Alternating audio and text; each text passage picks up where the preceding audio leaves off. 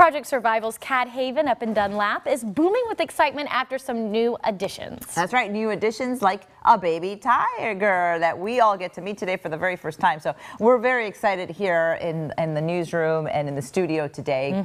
Here to introduce us, the founder of Cat Haven, Dale Anderson, and the president, Wendy DeBoz. Welcome both of you to the show. Dale, it's good to see you. Wendy, good to see you too. We've got a little protection over here, just in case Apollo comes out near us. Just so you guys I have nothing. you're used to him. Dale, I think it's funny how you said, here, take this, ladies, in case he comes after you. Yeah. But he's very playful. Like, he's not going to bite, is he? I don't know. No, he does bite, but biting is part of playing. And so the problem with him is he's one of these bitey tigers that likes to bite really hard. Cats always bite. And so especially cubs like this, they always lead with their mouth. That's what they do because that's how they explore and do things. But when you lead with your mouth and then you clamp and bite very hard, that's where it's not fun thing to do. So that's why we gave you a little bit of protection there for yourselves.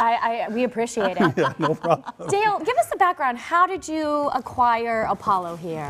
Apollo came to me from Pennsylvania, and he was born at a facility in Pennsylvania. Ow, hey, that's my... Here, you can borrow our stuffed animals. No, I'm good. I'm good. So he came from Pennsylvania, and a friend of mine has a facility back there.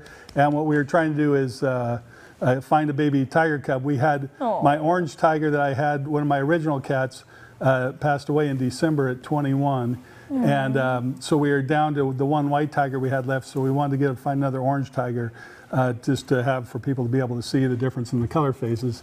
And so he came available, so we went back to Pennsylvania and picked him up. We picked up a lynx in Buffalo first and then drove to Pennsylvania, picked him up, and then drove to Missouri and got another lynx and then drove home. So it was a lengthy car trip, if you can imagine. Wow. How old is he then? He's 4 months he's a little on the 15th, And so Wendy was, and one of our other staff members, Jennifer, were feeding bottles the whole way in the car.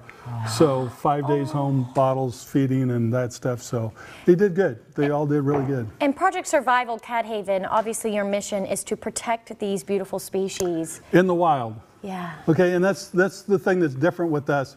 We're not into collection. I like to have a variety of different cats for people to see, but we really look to is what can we do to help animals in the wild and try to do things to help in conservation. So last year we gave out almost $80,000 in grants. We're a small organization. Our budget's only about $650,000, $700,000. So we're giving a lot of money away, a lot of jaguar work in South America. We don't have any tiger projects going right now, but we do have projects in Southeast Asia with the fishing cats. And then we have cheetah projects in Africa and snow leopards and things like that. So we look to find projects where people can be effective with, smaller grants in size. And we also, environmentally, it always is important, and this is, I think the whole environmental movement needs to change in the sense of thinking that if you're going to save cats, you need to save people. And too many environmental people think only the animal's important. And the animal's important, but people are important to live in those areas too. And if you don't work with the people, then people aren't going to have any, they don't care about the cat. They don't know the skills. Well, they try to live. And the cat's killing their livestock, or they're killing. And if you can't go in and help the people solve the problems, then you're never going to be able to save animals. And I think too many environmental people think only the animal's important. And I sit there and say, no, both are important. People are important and the animals are important too.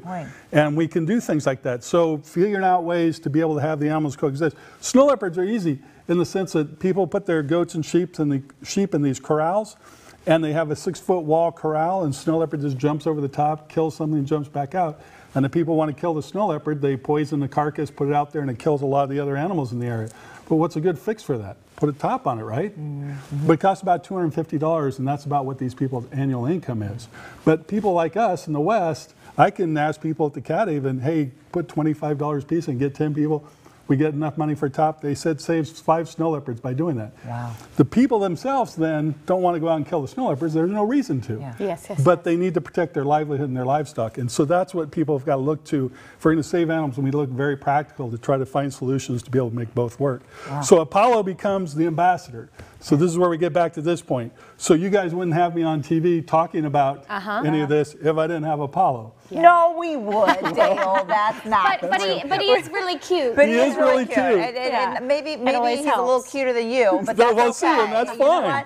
But we have more to talk to you about, Dale, because I love how you're educating everybody about this. So don't go anywhere. We're going to be back with Apollo, Dale, and Wendy. He's so playful. We'll be right back.